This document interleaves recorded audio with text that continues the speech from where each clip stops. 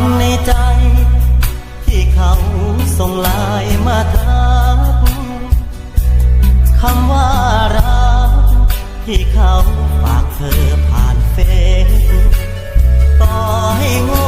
แค่ไหนก็พอเข้าใจว่าคนพิเศษเธอให้เขาข้ามเขตมายืนในพื้นที่เราแรงเคยมีบัดนี้เปลี่ยนเป็นความท้อฝันเคยรอแปลงร่างเป็นความปวดร้าวขอโทษที่รู้เพราะเฝ้าดูเธอไม่เหมือนเก่านานเท่าใดกันเล่าที่เขาข้ามมาเหยียบใจอ้ายเพิ่งรู้หรือว่าเธอเพิ่งทำบอกมาสักคำทำมานานแค่ไหนคนหนึ่งสู้งานสร้างตนอีกคนมาแอบหลายใจเป็นเธอจะเจ็บไหมลองถามหัวใจสักครั้งความเป็นไปหลักฐานมากมายตามที่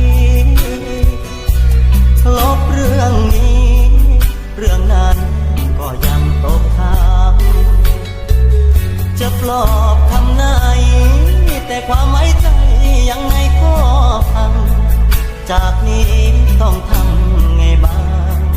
เล่าสู่อ้ายฟังได้ไหม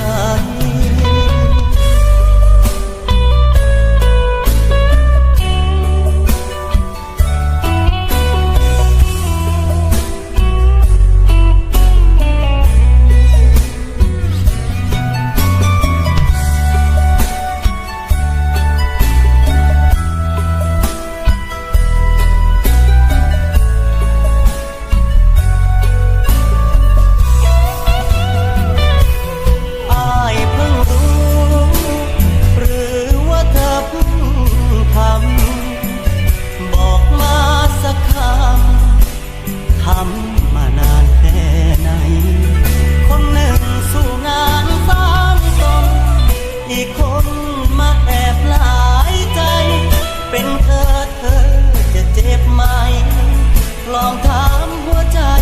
สักครั้งจากนี้ต้องทำไงบ้าง